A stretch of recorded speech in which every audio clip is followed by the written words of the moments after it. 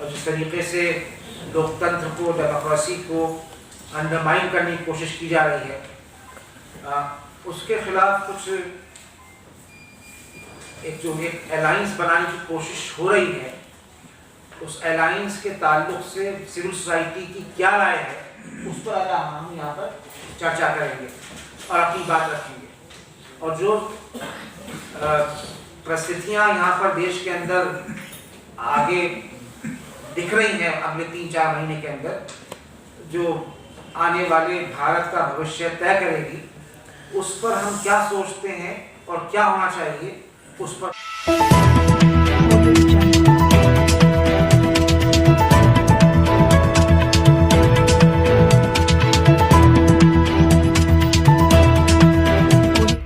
इस news channel पर जो भी वक्ता ने कहा वो उसकी अपनी राय है, जिसकी पुष्टि नेशन न्यूज टिप्पर साहब ने और मुलायम सिंह ने यहाँ पे जिक्र किया।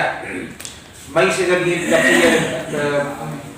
कैंपेन शुरू हुआ है, उसमें काफी हम लोगों को कामयाबी मिली है। हम लोगों का मानना यह है कि फौरी तौर के ऊपर इंडिया अलायंस को सीट शेयरिंग का अपना पूरा जो प्रोसेस है वो कंप्लीट करना चाहिए और कॉमन मिनिमम प्रोग्राम की घोषणा करनी चाहिए। दूसरी बात, अहम बात यह है कि जैसे मुलायम सिंह ने और टिप्पर साहब ने कहा कि अगर देश के भविष्य के बारे में चिंता है तो उत्तर प्रदेश का अलायंस जो है, उत्तर प्रदेश में अलायंस जो है वो मजबूत होना चाहिए, क्योंकि 80 सीटें वहां पर हैं। जब तक इंडिया अलायंस 40 से 45 सीटें वहां पर नहीं जीतेगा, उस वक्त तक इस देश की राजनीति जो है उसका डायरेक्शन बदलेगी, वो डाउटफुल है।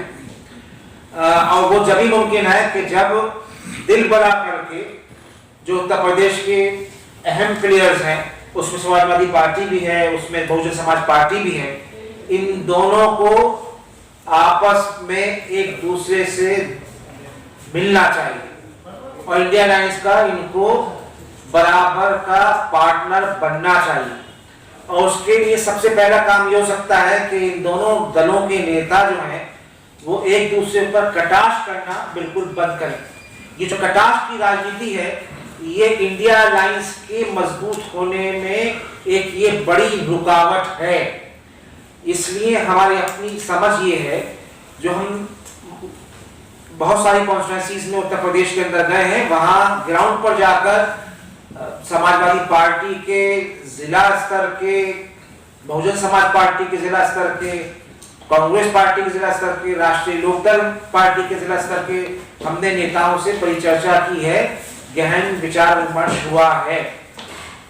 नीचे ग्राउंड के ऊपर जो बात है वो बिल्कुल साफ है कि चारों पार्टियों के जो अहम ये जो दल हैं उत्तर प्रदेश के अंदर, चारों पार्टियों के वर्कर भी और नेता भी चाहते हैं कि इंडिया अलायंस के गठबंधन के बैनर तले, झंडे तले चुनाव उत्तर प्रदेश में लड़ा जाना चाहिए। कभी कभी ऐसा होता है, आप जानते हैं राजनीति के अंदर, कि ऊपर वाले लोगों के दिल मिल जाते हैं और नीचे वाले लोगों के दिल नहीं मिलते हैं। उत्तर प्रदेश में नई परिस्थिति उठी है कि अब नीचे के जो लोग हैं उनके दिल मिले हुए हैं। ये बहुत अहम बात है कि जो नीचे के जो नेता हैं, जो वर्कर हैं पार्टियों के, वो उनकी इच्छा है कि वो फौरी तौर के ऊपर गठबंधन का एक हिस्सा बने, तमाम लोग गठबंधन का हिस्सा मिले। ये एक नई जो है, मैं समझ रहा हूं कि क्रांति है पिछले 10 वर्षों के अंदर, जो पहली बार देखने को मिली है। 2019 के अंदर भी हम कॉन्स्टिट्यूएंसीज के अंदर गए थे, 2014 में भी गए थे, लेकिन वो बात नहीं थी।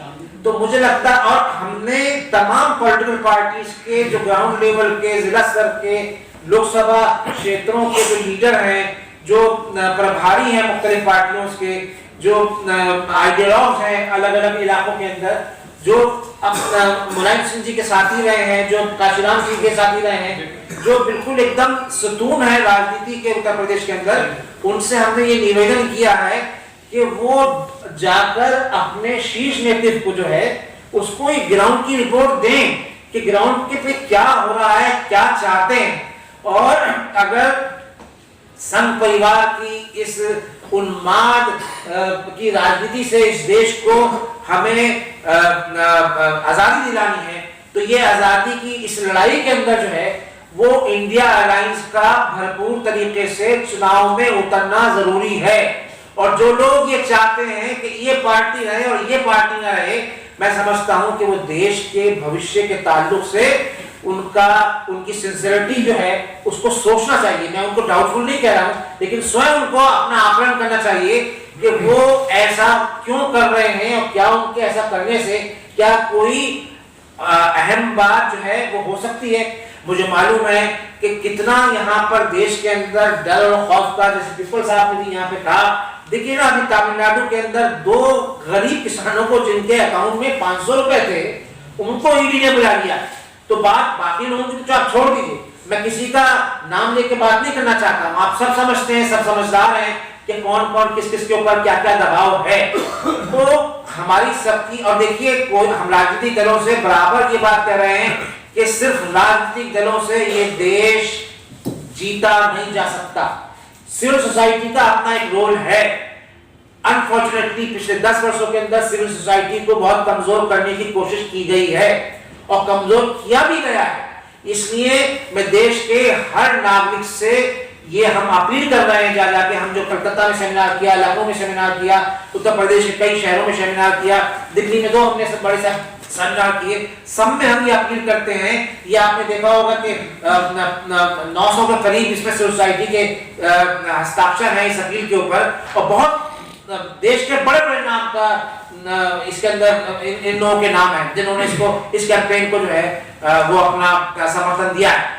तो हमारी सिविल सोसाइटी के लोगों से भी अपील है, आम नागरिकों से भी अपील है कि ये वक्त घर में बैठने का नहीं है। अगर आप चाहते हैं कि भारत के अंदर उन्माद की जो राजनीति है उसको भारत से छुटकारा मिले, उसको भारत का छुटकारा मिले, तो हमें आके इस देश के अंदर ऐसा सद्भाव की राजनीति के लिए माहौल बनाना चाहिए कि 2024 वो साल साबित हो कि हमें लगे कि 47 के बाद 2024 को एक नई आजादी मिली है। हम नई आजादी के लिए हम यहाँ संघर्ष कर रहे हैं, हम लड़ाई कर रहे हैं। हम कोई हमारा पॉलिटिकल हमारा एम्बिशन नहीं है। हम यहाँ जितने लोग बैठे हैं या जितने लोग इसमें सिग्नेटरी हैं 900 के करीब, वो कोई टिकट नहीं मांग रहे हैं, वो किसी राजनीतिक पार्टी से जो है वो प्रभावित नहीं है। हम प्रभावित हैं यहाँ के दस्तूर से, कॉन्स्टिट्यूशन से। हम प्रभावित हैं यहाँ के उन विचारों से जो सदियों के विचार हैं, भाईचारे के विचार हैं।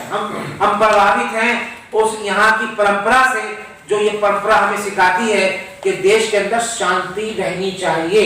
इस शांति के सद्भाव के माहौल को आगे बढ़ाने के लिए 2024 में ये जो वायलेंस फ्री इंडिया की बुनियाद रखने के लिए हम चाहते हैं कि पॉलिटिकल पार्टी सिविल सोसाइटी की इस आवाज को अहमियत दें। हमें मालूम है पॉलिटिकल पार्टी के लोगों से भी हमारी मुस्तकिल बात हो रही है, अलग अलग शीर्ष नेताओं से हम लोगों ने बात की है,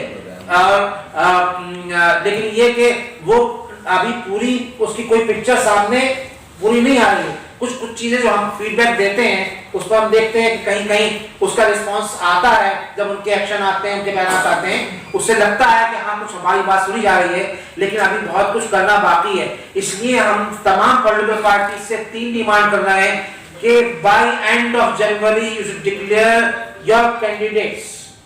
हर महाराष्ट्र के अंदर देखिए बड़ी डेवलपमेंट हुई है, अम्बेडकर साहब को अनाउंसमेंट किया गया है। कांग्रेस का और प्रकाश अम्बेडकर का एक 36 का आंकड़ा था, लेकिन कांग्रेस ने एक बड़ा दिल दिखाया है और वहां पर जो खबरें आ रही हैं वो 20 कांग्रेस को और 20 शिवसेना को और 2 अम्बेडकर को और 6 सीटें और एनसीपी को वहां दी जा रही हैं। तो शरद पवार जी का भी बड़ा दिल है कि वो ये सब उन्होंने ये सब इसको संभव किया इस अलायंस बनाने के लिए। वहां से बिहार से भी एक अच्छी रिपोर्ट आ रही।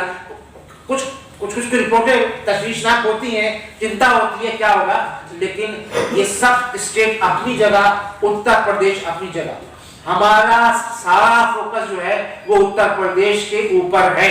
हम चाहते हैं कि उत्तर प्रदेश में जो पार्टियां हैं वो द्वेष की राजनीति जो है, आपसी द्वेष की राजनीति जो है उसको खत्म करें। एक दूसरे पर उसके लीडर हैं जो अलग अलग रैंक के लीडर हैं कुछ पार्टियों के अंदर जो कटाक्ष करते हैं, माहौल बनाने के लिए कटास की जो पूरी ये सियासत है इसको खत्म होना चाहिए, फौरी तौर पर खत्म होना चाहिए। और हमारी अखिलेश जी से और हमारी बहन मायावती से हमारी ये प्रार्थना है, हमारी गुजारिश है, we earnestly request both of this region particularly in Uttar Pradesh कि वो मन मिटाव खत्म करें और देश के भविष्य को सामने रखते हुए वो इंडिया अलायंस में दोनों मिलकर जो है वो चुनाव लड़ें, जब ही देश का भविष्य बच सकता है। मैं इन्हीं शब्दों के साथ अपनी बात खत्म कर रहा हूं और मैं पीआई जोश से